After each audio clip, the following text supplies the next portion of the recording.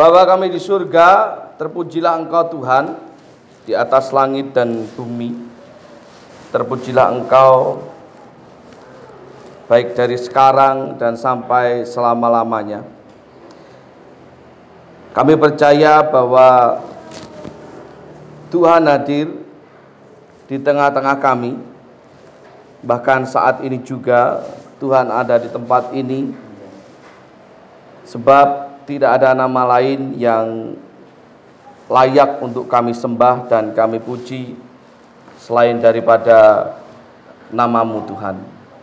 Dan biarlah kemuliaan Tuhan hadir di tempat ini, serta kuasa Tuhan dan mukjizat Tuhan nyatakan, khususnya melalui kebenaran firman Tuhan.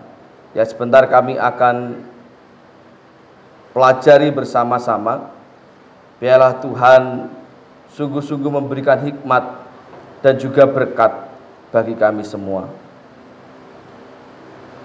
Berkati dan kuasai diri kami, khususnya telinga kami, hati dan pikiran kami, untuk kami benar-benar terfokus ke dalam pembelajaran firman Tuhan, dan untuk kami dapat menyerap dan memahami semua apa yang Tuhan maksudkan. Terima kasih Tuhan, sertai waktu kami selama beberapa menit ke depan, dan tentu mampukan dan layakkan hamba-Mu ini di dalam menyampaikan maksud kehendak Tuhan, sehingga tidak ada satupun yang terlewatkan, dan maksud Tuhan dapat sampai kepada setiap kami pribadi lepas pribadi. Terpujilah nama-Mu Tuhan. Dalam nama-Mu Tuhan Yesus Kristus, Tuhan dan Juru Selamat kami hidup, kami berdoa mengucap syukur. Amin.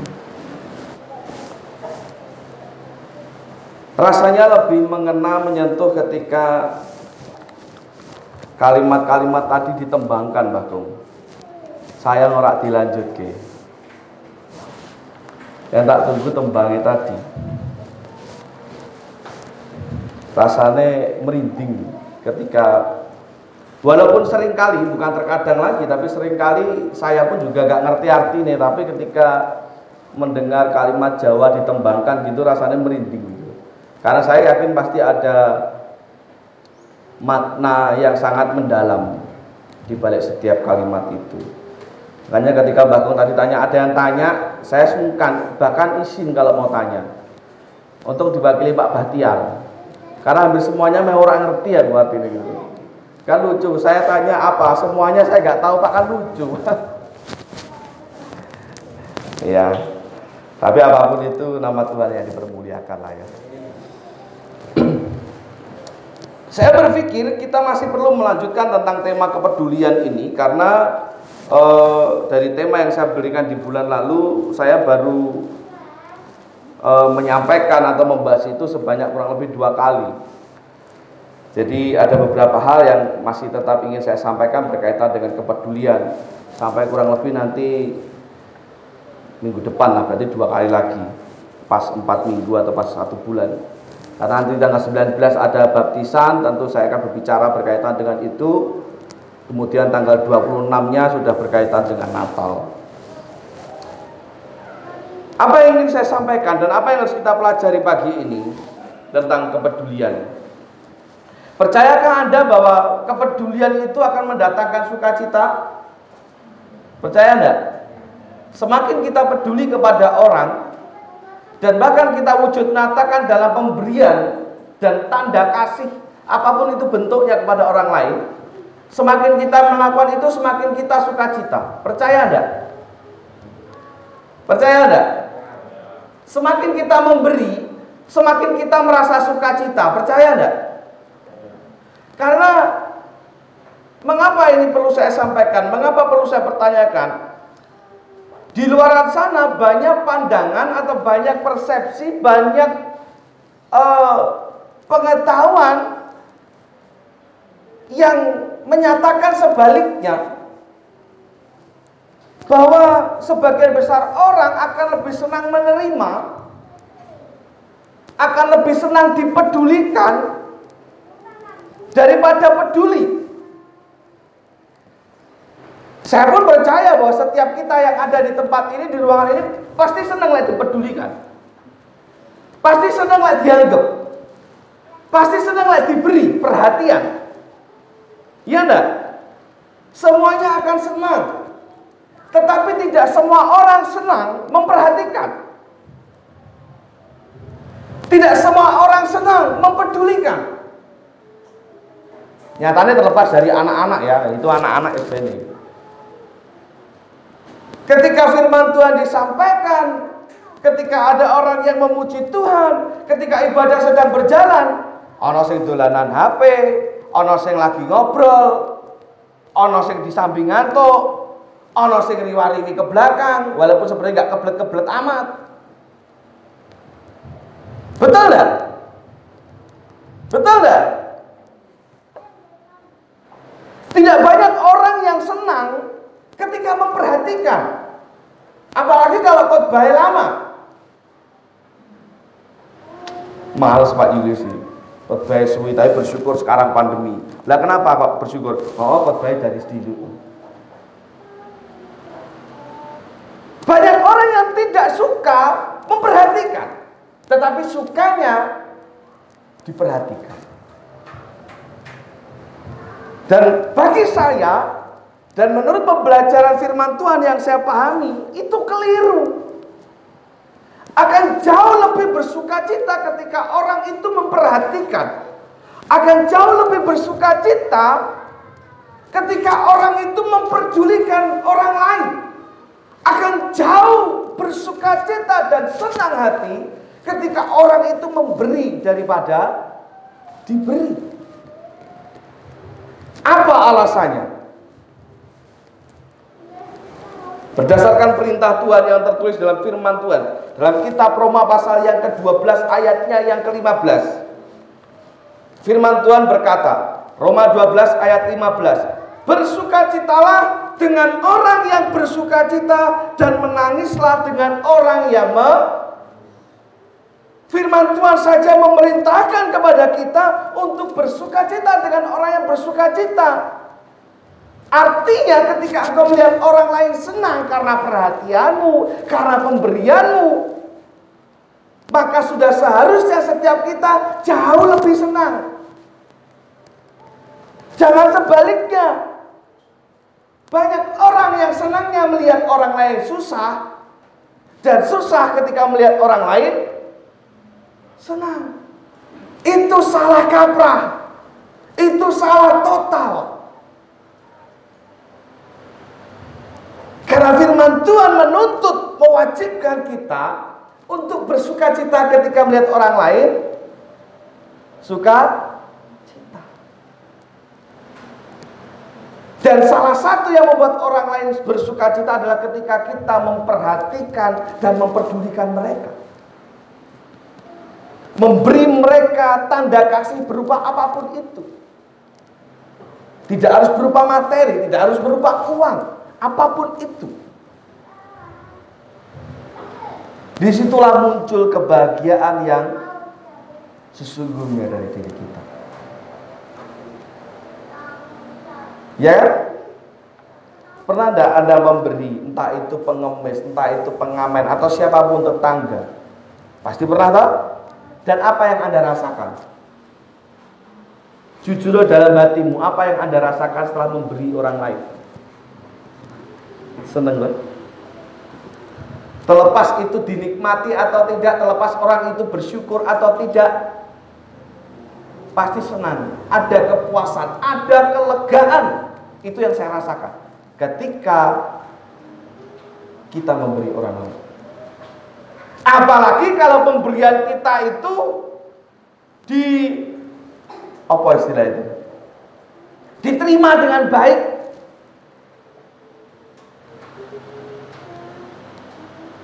Misalkan memberi pakaian minggu depan, lebih kayak sing tak wenehi wingi, oh berarti dipakai, oh berarti berguna. Itu lebih senang lagi. Tetapi ketika kita memberi saja, seharusnya sudah muncul perasaan sukacita. Nah, itu yang Tuhan maksudkan. Jadi dari kepedulian, dari perhatian yang kita berikan kepada orang lain, di situ muncul sukacita yang sesungguhnya. Sukacita yang lebih kita dapatkan ketika kita hanya sekedar menerima saja. Kalau kita menerima saja senang, kalau kita diperhatikan saja senang, cobalah untuk terus memperhatikan orang lain, pasti akan lebih senang. Selama prinsipnya benar. Apa itu? Senang ketika melihat orang lain, senang. Bersukacita ketika melihat orang lain, sukacita. Dan bersedihlah ketika orang lain pun juga bersedih. Itu namanya empati. Karena ingat, selalu saya katakan dan panjenengan pasti wis tahu, di sekolah pun diajari, sebagai manusia kita diciptakan sebagai makhluk sosial, yang artinya turut merasakan apa yang orang lain rasakan, turut memperhatikan dan mempedulikan apa yang menjadi kelemahan kekurangan orang lain. Itulah mengapa sebabnya kita disebut sebagai makhluk sosial. Dan normalnya, nah ini normalnya, kita akan senang ketika melihat orang lain senang. Gini apa betul? Kalau aku senangnya adalah orang lain susah ya Pak. Ya berarti tidak normal. Ya kan tinggal balik aja kan? Tinggal balik aja loh. Lah aku senangnya adalah orang lain susah ya Pak. Tidak normal. Sebagai manusia berarti kamu tidak normal. Ini bukan tidak normal Pak, tapi ini unik, terserah kowe lah. Itu pembelaanmu saja, tetapi kamu tidak normal. Ketika kau senang melihat orang lain susah, tetapi justru susah melihat orang lain senang. Iya kan? Gak normal. Karena yang normal, seperti kata firman Tuhan, bersukacitalah dengan orang yang bersukacita. Artinya turut merasakan sukacita ketika orang lain pun bersukacita.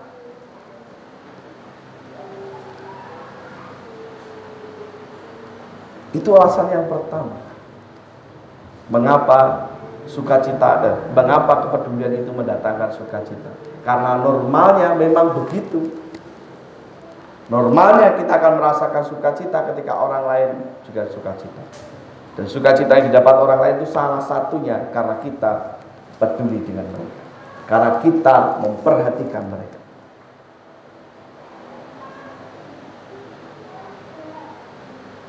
Nah kalau boleh jujur, lah dipikirnya saya nggak sedih ketika aku khotbah, tapi orang sing dolanan HP, orang sing riwari, orang sing tidur, orang sing sedih saya. Cuma nggak perlu tak tunjukkan muka saya sedih apa meneh nangis di mimbar. Tapi ada perasaan sedih. Saya mempersiapkan ini seminggu, tak melek sewengi untuk memastikan bahwa apa yang saya sampaikan itu tepat sasaran. Tak carikan contoh dan ilustrasi yang tepat, muter-muter. Mulai dari muter di internet sampai muter di sekitaran, di lingkungan untuk mencari ilustrasi yang tepat, untuk mencari aplikasi yang tepat. Ketika saya sampaikan direwani bengok-bengok, bahkan belum sarapan, sing ngrungokne dolanan HP turu riwariwi itu sedih. Nah kalau panjenengan atau siapapun kita menikmati itu cuek, lalu berarti tidak normal. Karena nyatanya kita lebih senang melihat orang lain susah.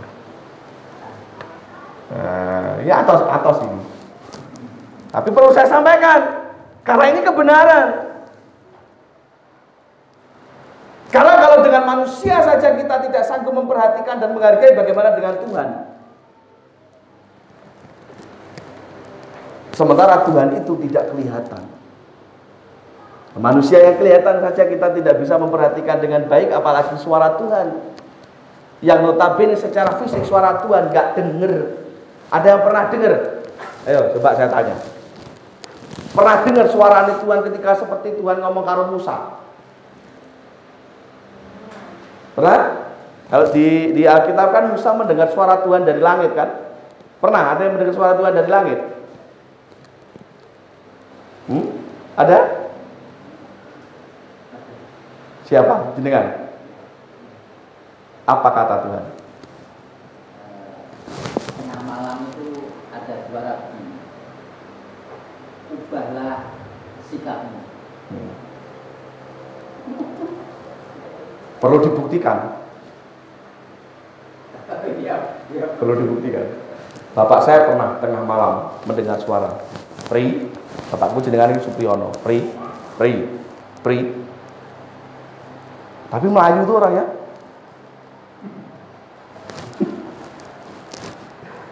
Pada umumnya Tuhan berbicara melalui hati. Menegur kita melalui mata, artinya apa yang kita lihat. Ketika melihat pengemis, ketika melihat anak yang tidak bisa makan, pakaiannya kumel, Tuhan menegur hati kita. Willow, bersyukur. Memang ada beberapa orang, dan saya pun tidak bisa menyangkali, mungkin saja itu benar Tuhan. Tetapi itu sangat jarang terjadi pada zaman sekarang. Karena ya kalau sampai itu terjadi ya kayak bapakku mau Melayu. Sapa sing ra wedi pas tengah wengi nek ngene ngarep nggendong oatmeal lagi rewel elit golek ira nek wong Melayu. Ya apa ora jujur. Melayu pasti.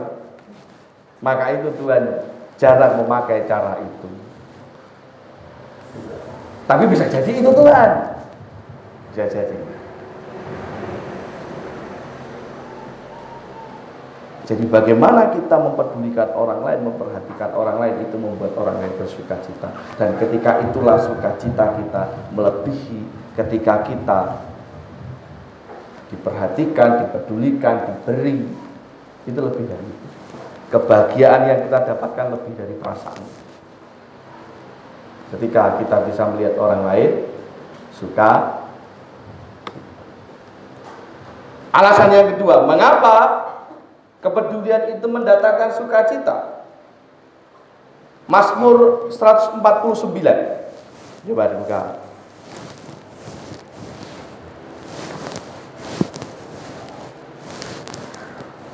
Ayat yang keempat, firman Tuhan berkata, sebab Tuhan berkenan kepada umatnya, dan Ia memahkotai orang-orang yang rendah hati dengan keselamatan. Tuhan berkenan kepada umatnya yang rendah hati. Loh, ini kan peduli Pak, bukan rendah hati. Tanpa kerendah hatian, orang tidak mungkin akan mempedulikan sesamanya. Ketika kita mempedulikan orang lain, ada banyak yang harus diturunkan. Ego, emosi, itu harus diturunkan. Dan itulah rendah hati. Dan untuk semuanya itu Tuhan berkenan. Hubungannya dengan sukacita apa? Bagi saya pribadi, dan ini yang saya mau ajarkan panjenengan. Tidak ada hal yang lebih membuat kita bisa bersukacita selain perkenanan Tuhan. Betul? Ketika Tuhan sudah berkenan kepada kita, tidak ada lagi yang bisa membuat kita lebih bersukacita. Duit akeh, sugih mlegedu, ketika Tuhan tidak berkenan atasnya, tak jamin gak akan ada sukacita. Istri cantik, suami tampan, awake gagah, ketika Tuhan tidak berkenan, maka tidak akan ada sukacita. Itu pasti. Pasti. Maka bagi saya secara pribadi, tidak ada hal yang lebih membuat saya bersukacita selain perkenanan Tuhan. Apapun bentuknya, ketika Tuhan sudah berkenan, ada kelancaran di sana. Ketika Tuhan sudah berkenan, ada kemudahan di sana. Ketika Tuhan sudah berkenan, ada kecukupan di sana. Betul enggak? Amin enggak? Percaya enggak? Ketika Tuhan sudah berkenan.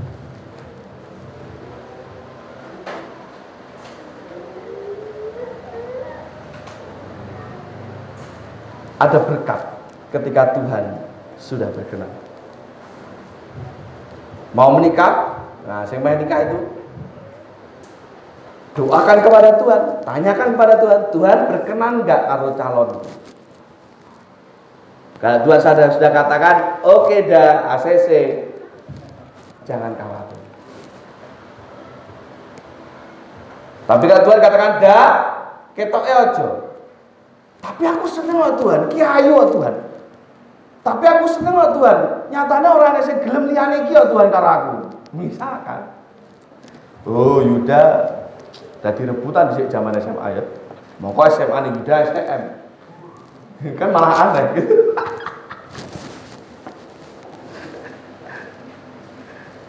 Dalam sebuah konseling mereka tak tanya punya mantan enggak? Si Mbak Dian jawabnya katanya enggak punya mantan. Yuda katanya mantannya akeh ning STM. Piye mantane akeh kancane lanang kabeh. Ndak guyon ya. Ketika sudah berkenan, ketika Tuhan sudah katakan ya, walaupun jalanan terjal harus dilalui, walau sesulit apapun tantangan itu, kok selalu percaya, ini pasti lancar. Karena Tuhan sudah berkenan.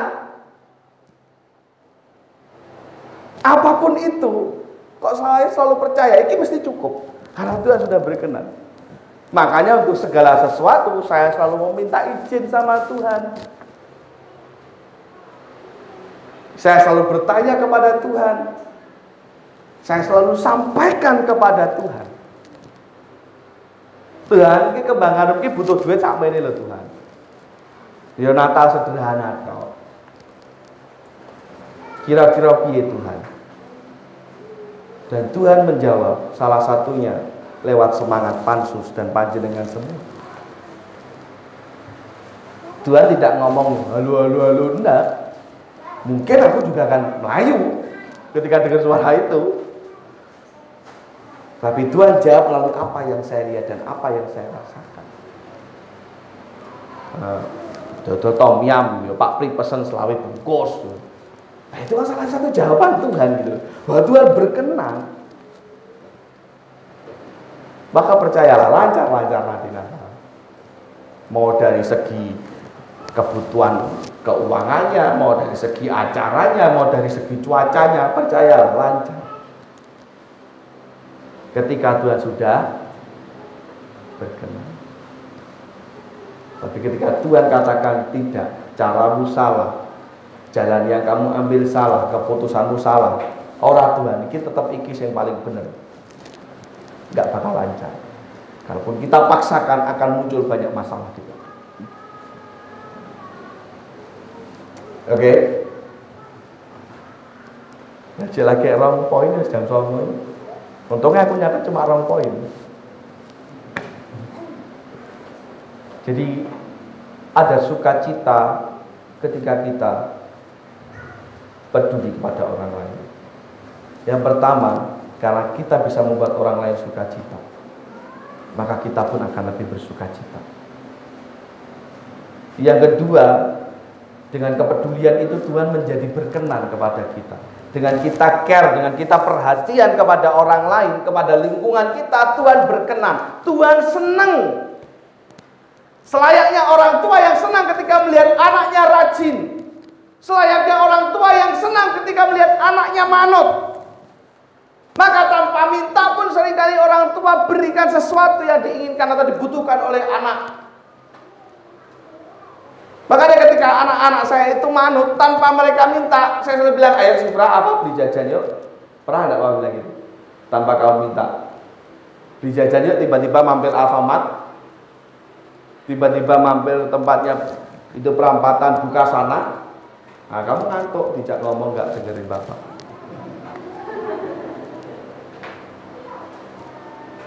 Itu pasti terjadi. Saya percaya dengan sebagai orang tua juga pasti seperti itu. Tapi ketika anak itu tidak manut, anak itu tidak taat,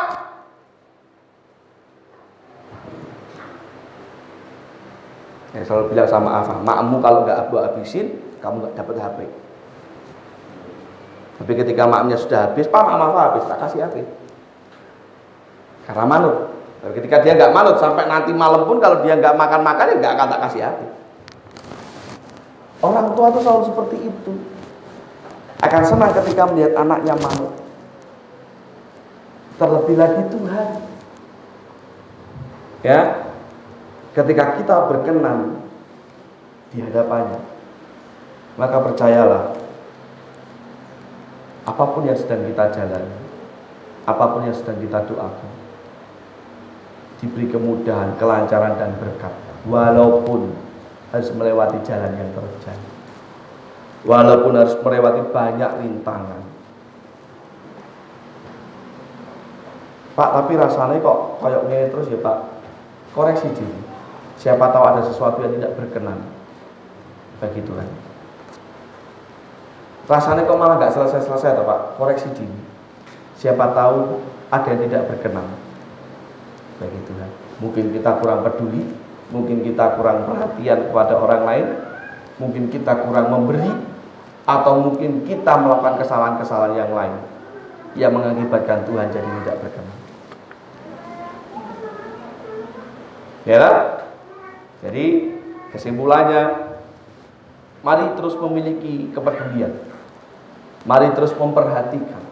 Jangan hanya mau diperhatikan, jangan hanya mau dipedulikan, tapi terus tumbuhkan dan kembangkan kepedulian kita, kasih kita kepada sesama, kepada gereja, kepada pelayanannya, dan kepada lingkungan sekitar kita, supaya ada sukacita yang sungguh-sungguh nyata, dan supaya Tuhan berkenan atas setiap langkah kehidupan kita. Amin. Tuhan Yesus memberkati kita semua. Kita akan tunduk kepala dan berdoa. Bapa kami surga, terima kasih Tuhan. Biar kiranya firman ini Tuhan sempurnakan di dalam hati, pikiran, dan hidup kami masing-masing.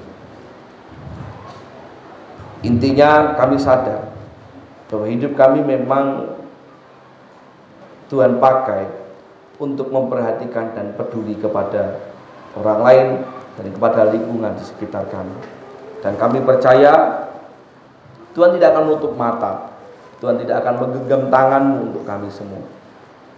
Namun ketika kami dapat mempedulikan orang lain, setidak-tidaknya ada sukacita di dalam hidup dan hati kami yang sungguh-sungguh dapat kami rasakan. Sebab itu, kami memohon kepada Tuhan, mampukan kami untuk mempedulikan orang lain, untuk memperhatikan orang lain, untuk memperhatikan dan mempedulikan gereja-Mu ini, tempat di mana kami bertumbuh dan dewasa di dalam iman dan rohani kami.